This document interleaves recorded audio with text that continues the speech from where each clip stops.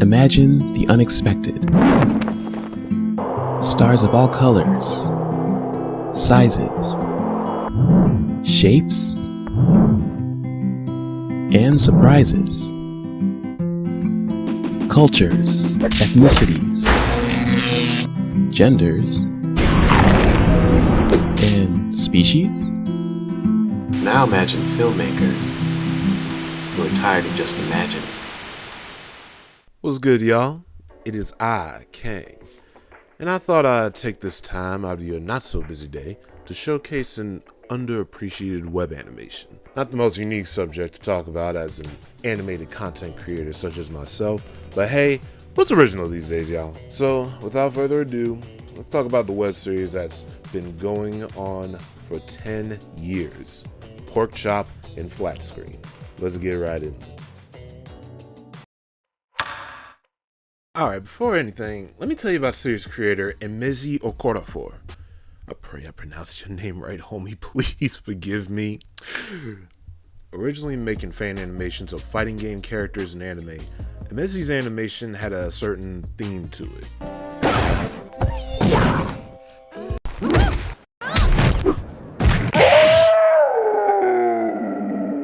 And because of his Sonic animations, I cannot tell if he loves or hates Amy Rose. But hey, while stuff I be tweeting out, I have no room to judge. Overall, his animations are really unique. They have this style that is both simplified yet very detailed. The best way I can describe them are model references in motion. Like, he saw the characters from an animation perspective than a design perspective because of how he does action scenes. You can see the rough outlines of the models in the final product, and honestly, I love that. So now, you're probably wondering, where does Porkchop and Flatscreen come in? Well, I don't know for certain, but from what I can tell, this is Emezie's passion project and has had a lot of these characters in development for a long while. Even his other animations showcase early designs of the characters from Porkchop and Flatscreen, especially Mai, and I assume one of the lesser known characters, Tanya. But I'm not opening up that can of worms for spoilers and emotional reasons. Let's talk about the stories and the other characters, shall we?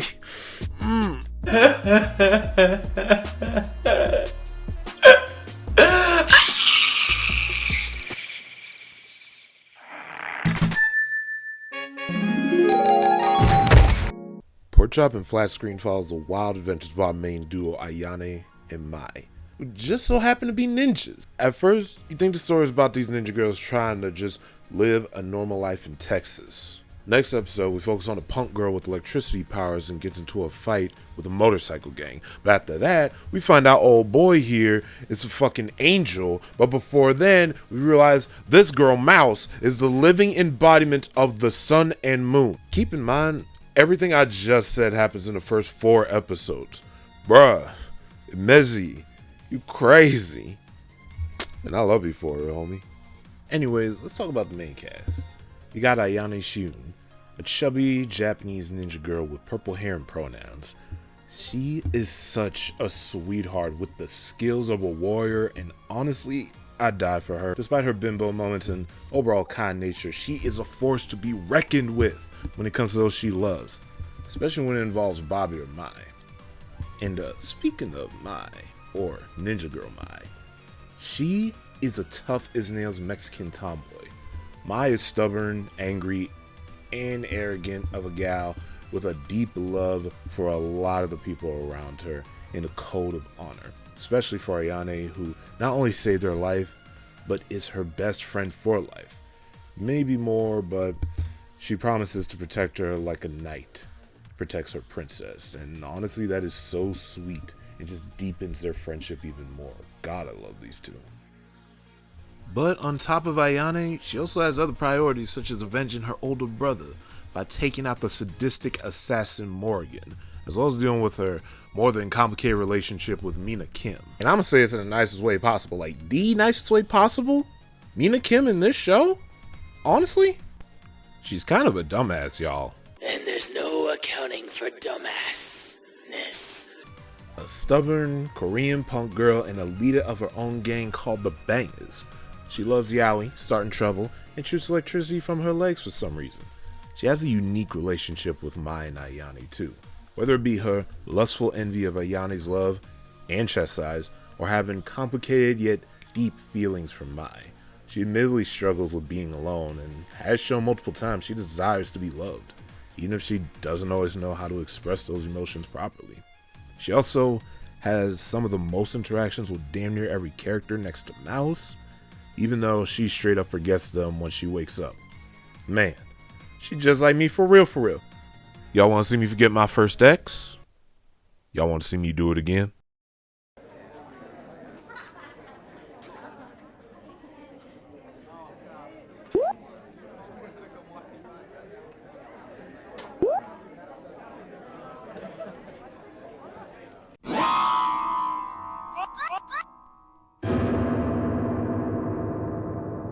Next we got Mouse, who is honest to God my favorite character in the series. She starts off as this goofy mute who's just filled with so much energy and rocking the Mickey Mouse fit as part of her casual attire.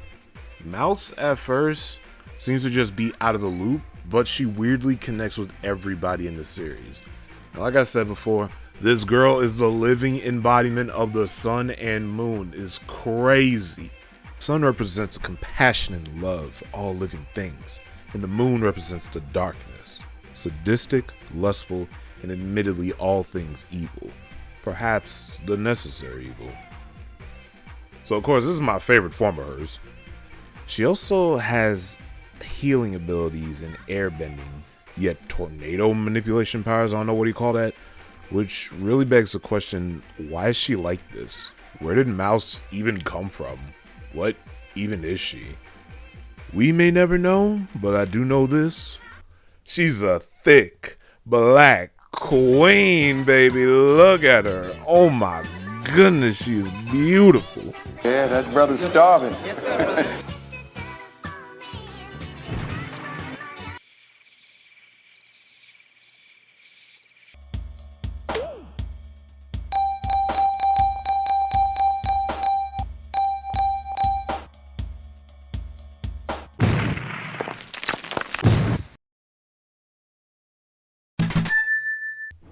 Finally, you have Bobby Sykes. He plays an essential role in the girls' lives, especially Ayane and Kim.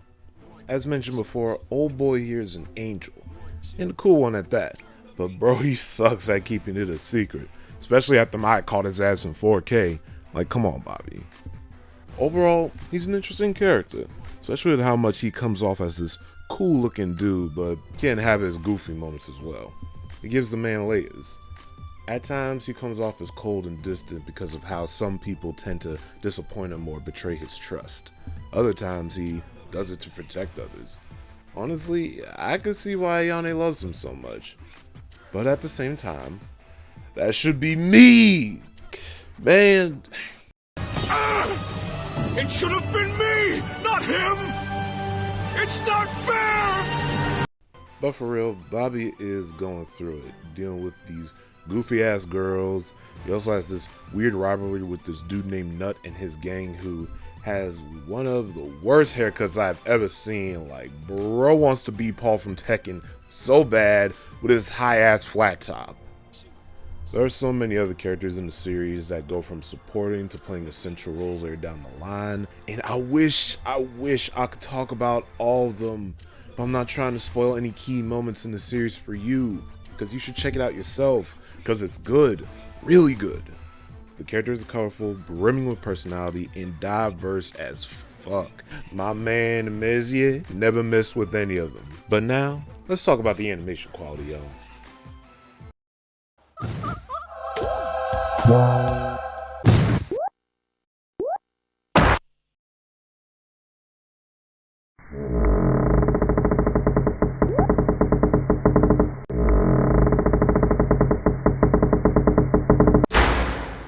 I swear this makes way more sense in context of the show, y'all. Please don't leave. The animation in Porkchop and Flatscreen is incredible.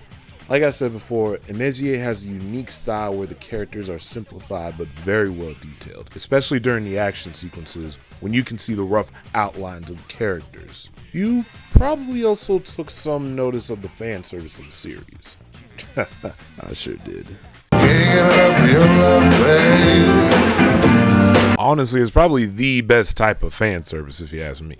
Everybody in this series is beautiful. The men, the women, hell, I'll even make the argument that they all get an equal amount of fan service. Best part is, they are all of age, bro. 18 and up, my nigga. No kiddies in this pool, no bullshit. All these baddies are adults. You love to see it. Whether it's some boobs, some cheeks, and some variety packages, they all warm my heart. But back to the animation. Porkchop and Flatscreen's animation is so unique, I can't even describe it, especially with my whack-ass descriptions. Just look at these action scenes, bro.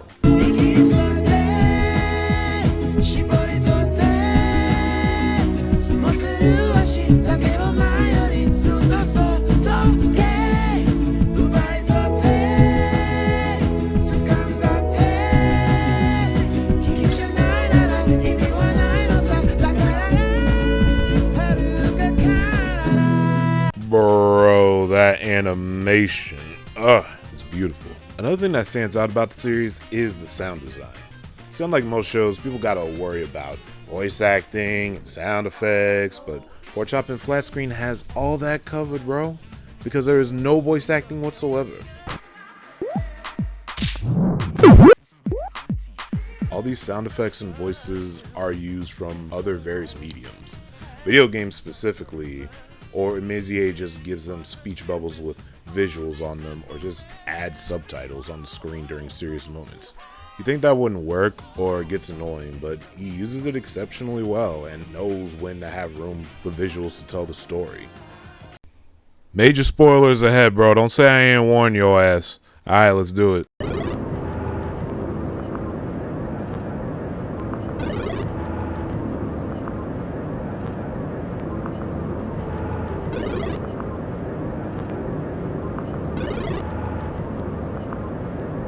How's that line both corny and cool at the same time, bro? God, I love this show so much. Overall, the series has definitely perfected visual storytelling, especially when it comes to its original score. Again, all done by Emezie himself. He particularly has this independent, alternative style of music, with most of the songs being acoustic based. It adds that relaxing vibe to Porkchop and Flatscreen during more mundane moments, but adds a certain angst during the most serious parts of the story. This life is so mundane, he said, and playing fair is a pain. So till it drives me insane, I think I'm gonna make this lifetime a game. Inventing sins with no name. Pain, pride, pressure to please. Hate, love, pleasure to seize. Saint, sin, blurring to me.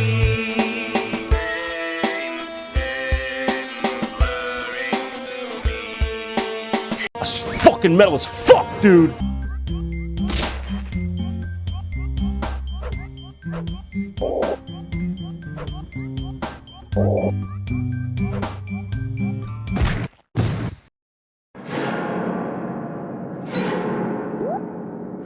Hey, my nigga, what the fuck? If I'm being honest, Porkchop and Flatscreen is very abstract. And that's partially why I love it. Like, this show gets weird, bro. Really weird. But it knows how to display how odd it is, mostly showcasing it for comedy or to tell a story. Although lacking in a proper narrative at times, it makes up for it with the heart of the show's characters. And as the series continues, a lot of the characters grow, relationships change, and it's all natural. Even more people show up and add so much despite only being part of the supporting cast. And before I forget, did I talk about Mrs. Angela Rose yet? How can I forget Angela? Look at this baddie right here. She is a beautiful, mature, black queen. And she kicks ass, bro. Good lord, she is amazing. And is obviously my second favorite next to Mouse. Even a character like Morgan, who is a sadistic, bloodthirsty ninja assassin, has more depth to her. Despite being a clear antagonist towards Mai and Ayane, she doesn't identify herself as evil. She's just strong and she feels the need to flex her skills. Reminds me of another character from one of my hyperfixations. That being said, hey, she looks good doing it, y'all. I can't deny it.